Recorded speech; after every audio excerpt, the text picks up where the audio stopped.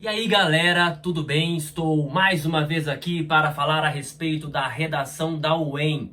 Alguns pediram que eu comentasse sobre possíveis temas.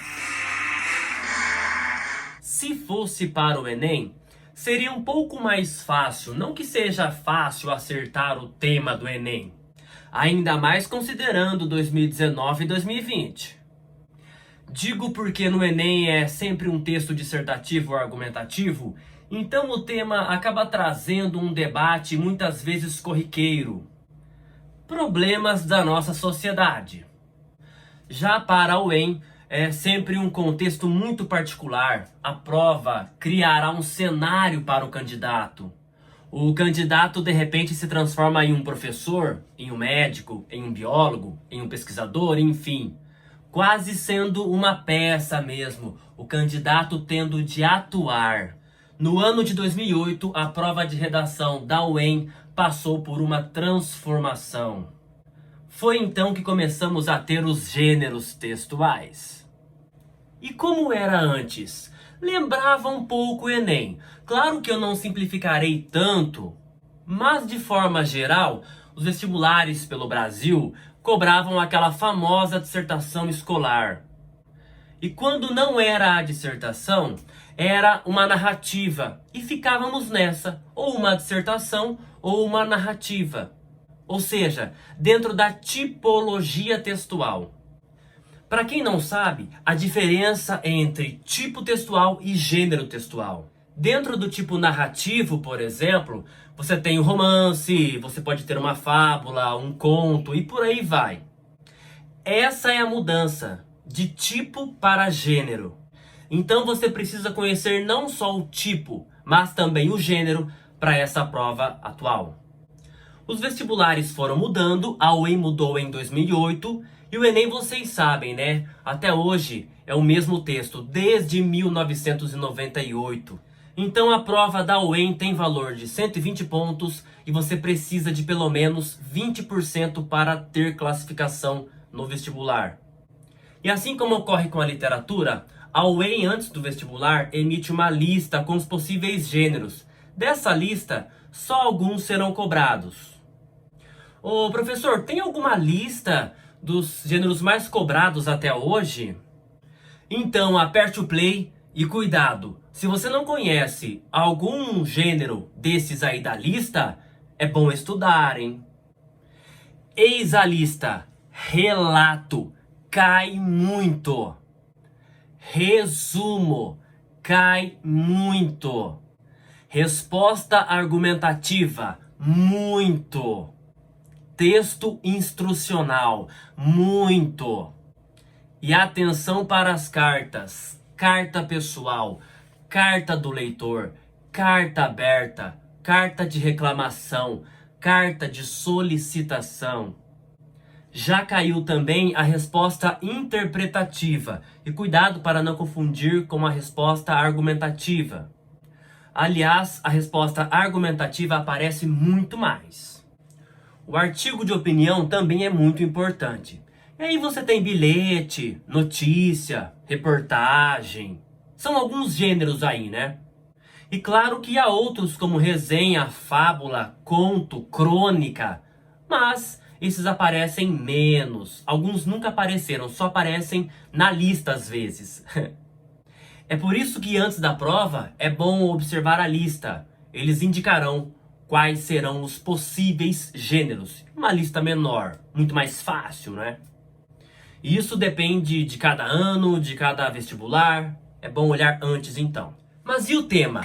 Bom, existe o macro, o maior, e o micro, um recorte, o menor. Por exemplo, o macro, meio ambiente, fases da vida, psicologia, internet, educação, tecnologia, saúde, homem e animal, preconceito, violência, história, relações humanas, sociabilidade, ética, trabalho, transporte, enfim. E quando eu penso em um tema, eu preciso pensar no seu desdobramento e no seu oposto. Por exemplo, quando eu falo preconceito, eu já preciso pensar em respeito. Quando eu falo meio ambiente, eu preciso pensar em poluição. Quando eu falo violência, eu penso infantil, feminicídio contra a mulher, contra animais, contra idosos. Quando eu falo em saúde, por exemplo, eu penso na alimentação. Pegaram o jogo? O oposto e as partes. Às vezes só o oposto, um contra-argumento, às vezes só cada parte. E aí você vai desenvolvendo uma espécie de contra-argumento, se for o oposto, ou desdobrando, né, pegando aí cada parte. Claro que para cada proposta uma estrutura, não é? E então o que seria o micro? O recorte temático, o tema propriamente dito. Olha só, o macro, meio ambiente, o micro, o uso de sacolas plásticas. Esses temas já apareceram na UEM. Macro, psicologia. Micro, qual é a função de um sonho? Macro, fases da vida. Micro, brincadeira de criança. Se tem aquela pureza, se a criança é ingênua, é inocente. Por que a criança tem a brincadeira e o adulto não pode mais brincar? São as fases da vida. Tudo isso já apareceu na UEM. Vícios na internet. O ensino à distância há muito tempo vem aparecendo em debates, mas se já aparecia antes da pandemia, imagine agora. No momento da pandemia, após a pandemia. Então o ensino à distância é uma aposta interessante. Já apareceu e agora com a pandemia e depois da pandemia, talvez apareça mais ainda. O poder da palavra, o poder da escrita, de um texto, em uma sociedade como a nossa. O excesso na alimentação. Qual é o alimento saudável? O sal na alimentação. O sal na alimentação já apareceu na UEM. Imaginem um mundo sem internet. Alguns, quando eu falo isso, alguns já entram em desespero. Como assim sem internet, sem o meu celular? Ou talvez a lei que não deixa mais dar tapinhas nas crianças? Aquela famosa palmadinha? Ou quem sabe o papel do idoso em nossa sociedade? A família quando abandona aquele idoso? Mas parece que são tão específicos, pois é assim que já apareceu na UEM. E os relacionamentos pela internet agora? E como conviver com o diferente? O constrangimento nesse mundo virtual. As relações foram alteradas com o advento da tecnologia, com o advento da internet. A violência verbal, talvez, o quanto machuca uma palavra. E vem sendo discutido por aí também. Já apareceu o uso da bicicleta como alternativa para o transporte? Considerando os alimentos, o refrigerante, o fast food. E é sempre interessante, diante de um tema, lançar a pergunta por quê. Por exemplo, por que fast food? A vida está mais acelerada? Por que alimentação saudável? Muitas doenças aparecendo agora? Por que a bicicleta no transporte? Porque está um caos? Perceberam? O mundo de oportunidades e a meritocracia. Quem passa fome consegue competir com quem não passa? Será que é só o esforço? Ah, mas há também os preguiçosos. Gostaram do debate? É no mínimo interessante. Atenção com a atualidade. Em 2014, por exemplo, caiu na UEM a prática do rolezinho em shopping. Só aparecia isso nos jornais da época. E hoje, o que vem aparecendo nos jornais? Então, fique atualizado. Estão percebendo que o histórico apresenta temas envolvendo psicologia, ética, meio ambiente, transporte, o que eu falei lá no macro? O uso de animais em experimentos científicos? Vamos reciclar o lixo?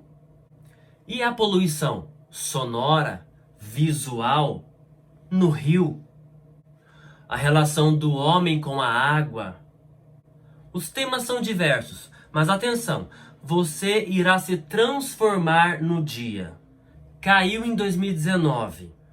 A Câmara Municipal de Mundolândia, cidade na qual você reside há anos, está em fase em discussão de um projeto de lei intitulado Canudo Zero, que proíbe o uso de canudos plásticos em restaurantes, lanchonetes, padarias, bares.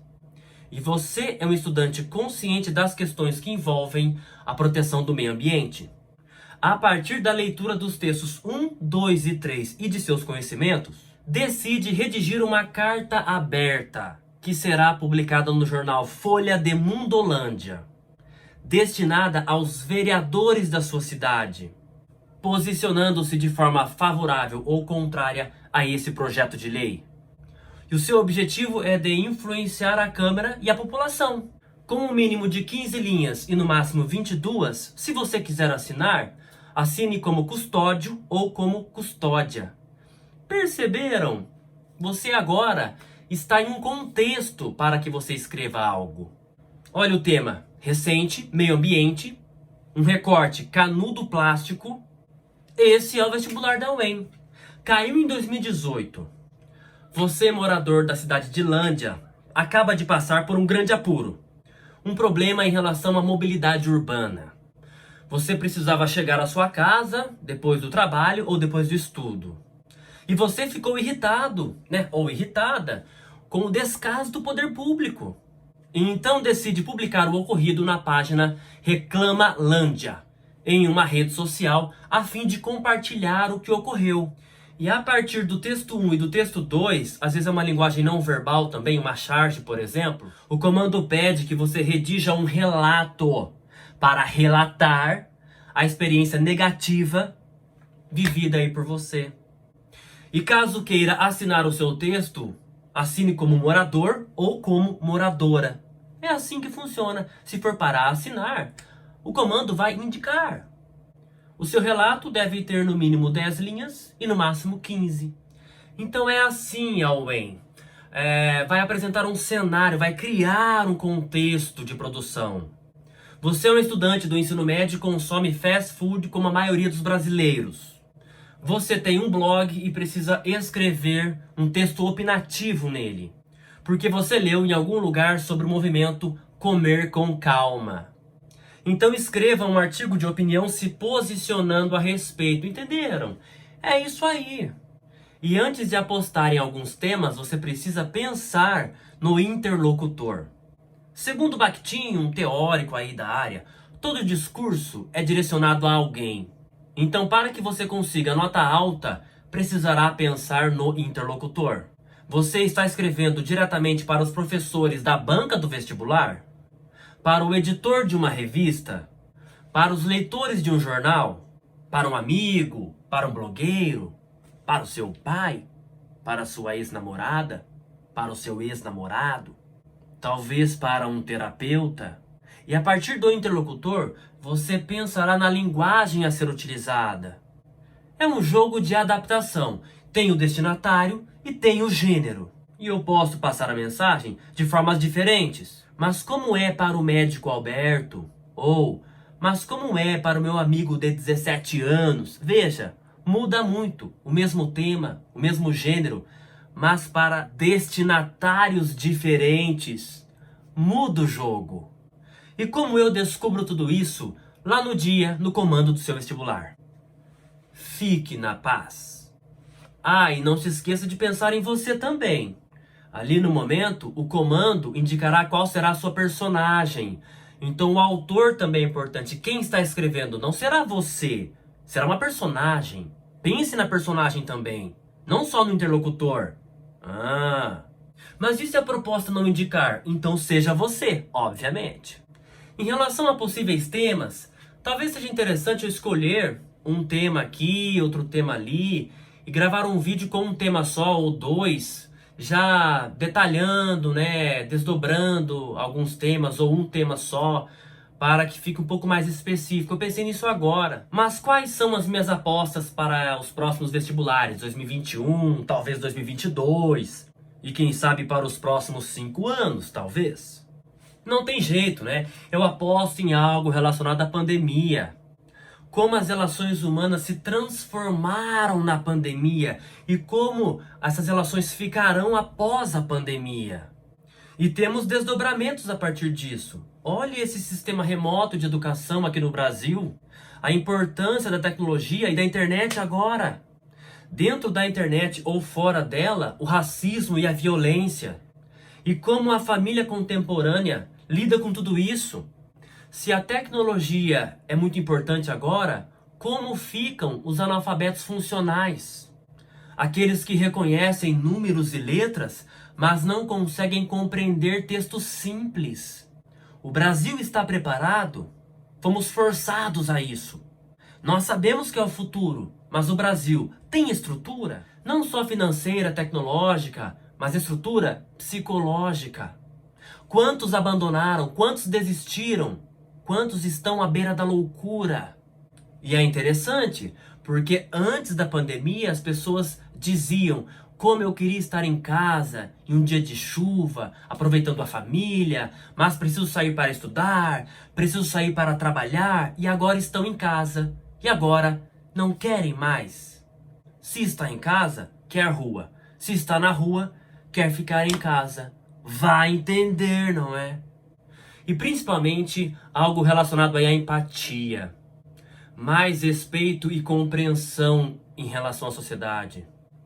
Menos preconceito. Eu não me importo porque o problema está no outro. Mas e se fosse eu que estivesse com problema? Um rico empresário criticou a vida toda os deficientes. Dizia ele, é a vida, não é? E um dia, voltando do trabalho, em um acidente em uma rua qualquer, ele ficou sem a perna direita. Eu desejo muito sucesso para cada um de vocês. Muito obrigado. São só apostas. Eu não sou bom com apostas. Eu agradeço. Sucesso. Um grande abraço.